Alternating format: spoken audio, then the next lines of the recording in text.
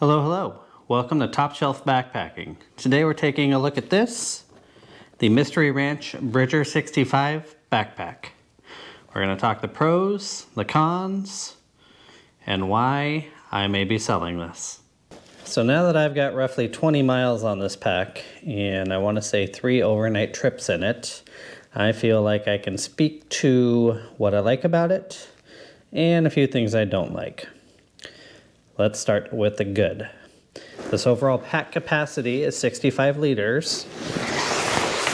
It has room for all of my gear. So on my winter trips, which is the reason I bought this pack, for heavier loads when I need to carry more, it fit everything quite nicely. I was able to easily strap snowshoes to the outside.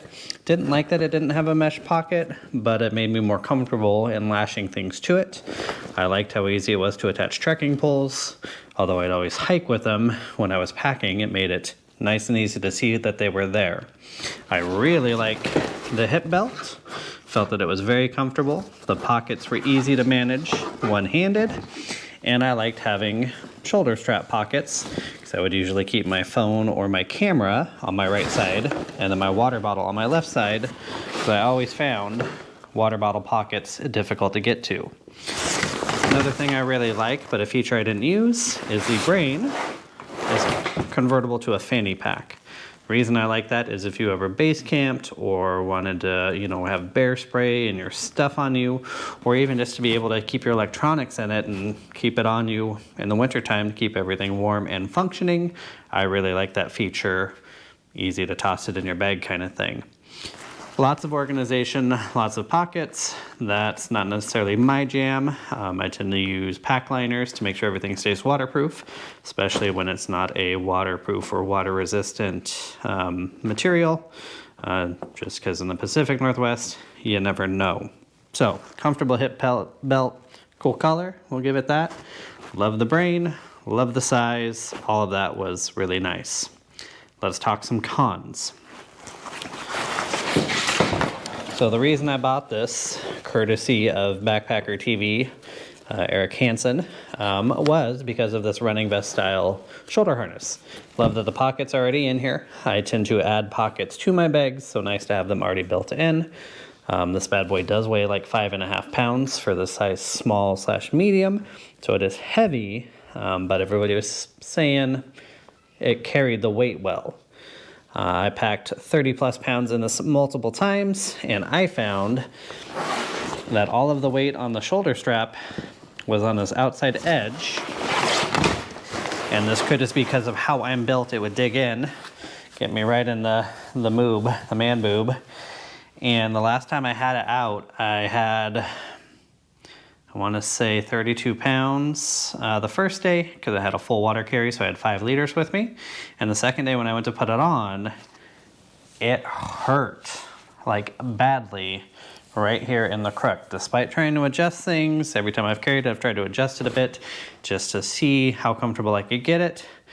And honestly, in comparison to my memory, it's been a long time since I've carried it, of the Osprey Atmos AG65. This is nowhere near as comfortable. It does not breathe. That back panel, although padded, does sit right up against you. And again, I can't take how these dig into me. And for that and other reasons, such as the weight, all of the darn pockets, I will be getting rid of this, possibly to one of you. So if you're in need of a size small, slide into those DMs. Otherwise, probably in July of this year, you'll be seeing it at probably at Foster Outdoors in Portland in the consignment section. Another con, $375 price tag for it. I had to use a 20% off coupon from Backcountry, I believe is where I got it. Also, a lot of the documentation I saw said the size large would accommodate me, because I could shrink the yoke down short enough for me, because I've got like a 17 to 18 inch torso length. And I just couldn't. I couldn't get that hip belt anywhere near where it needed to go. Thankfully, my buddy, who's 6'2", was looking for a pack. So he bought that one off me so I could order this one in a smaller size. So far, he really likes it. I'm not saying you shouldn't buy this pad. If you're not built like me, i.e. fluffy, it may be perfect for you. If you like having more organization, things up front, nice option.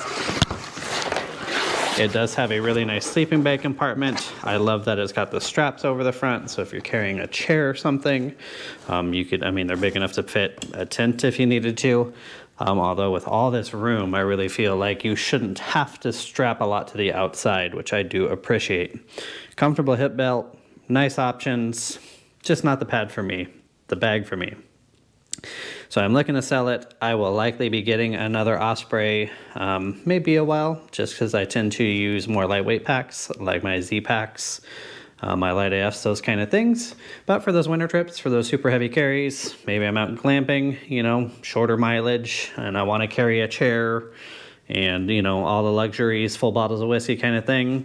Nice to have a more stout bag for that, just to keep you a little bit more comfortable while you're toting it around. So overall, my rating for me, cool features, just maybe uncomfortable. So it's like a 2 out of 5, especially at that $375 price tag. If you're able to try one out and you find that it works well for you, this would be a great all-around bag. You can shrink it down. You can expand it out to carry a ton of gear for those colder trips or as you're starting to learn and dial in your kit. So not a bad bag, just not a good bag for me. For more information on the Mystery Ranch Bridger 65 and the other items you see on this channel, visit topshelfbackpacking.com. And until I see you again, cheers.